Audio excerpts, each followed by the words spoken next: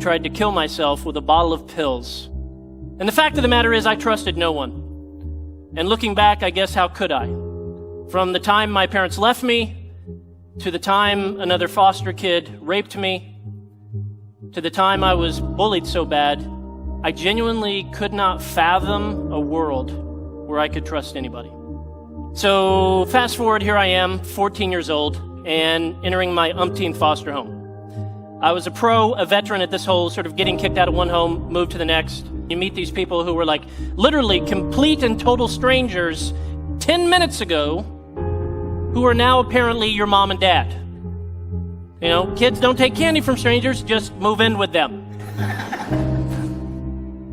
So I'm sitting in the van in the driveway of this next home, and that's when I see Rodney. He's standing up there on the front porch, and immediately I notice this is a large fella. He's 6'5", he's 350 pounds, and as a 14-year-old boy, I couldn't help but notice when he's turned to the side like that, he's shaped like a lowercase b. It's amusing now, but in the moment it was tactical. Maybe that's how I could get kicked out of this home. Maybe I could get under his skin about his weight. So I move in with him. I'm being obnoxious, I'm being ungrateful, I'm being just downright rude and mean, I'm setting things on fire, and 3 years later, I can't shake this guy.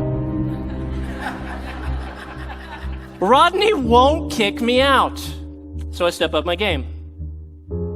I go to the local bank in town, I open up a checking account. I put about $90 in there. Then I proceed to write $10,000 worth of checks. Obviously, checks bouncing one after the next after the next. One check that bounced was for my car insurance. I'm going down the road speeding, Stillwater, Oklahoma, 88 miles an hour. No car insurance, no driver's license. I get pulled over, handcuffed, thrown in the back of a cop car, and sent to jail. I call Rodney. Like, Rodney, I'm in Stillwater, I'm in jail, I'll tell you the whole thing when you get here. Can you please come bail me out tonight?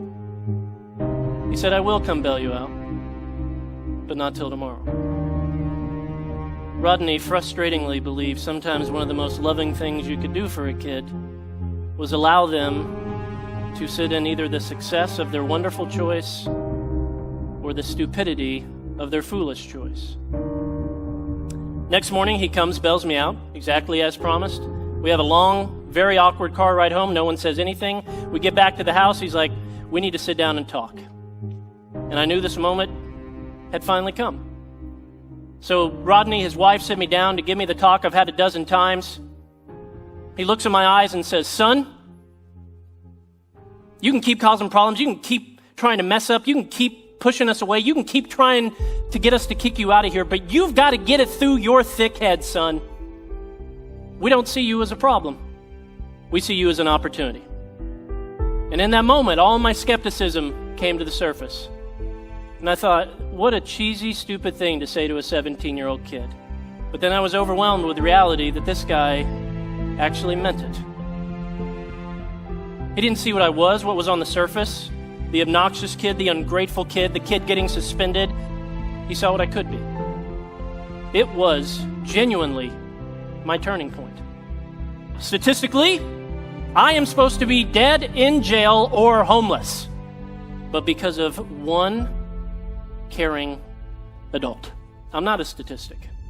Every kid is one caring adult away from being a success story.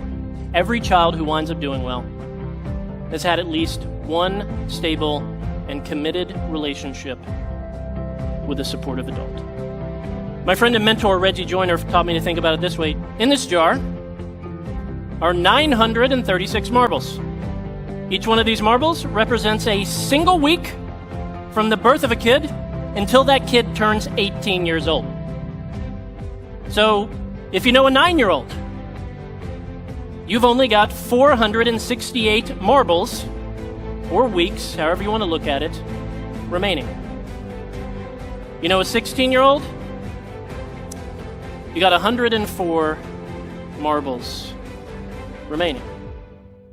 Right here, we are looking at time. In fact, you're looking at all the time or all of the weeks you have left to influence this kid,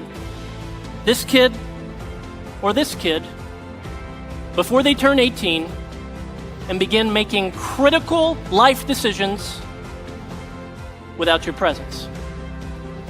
The difference between a statistic and a success story is you.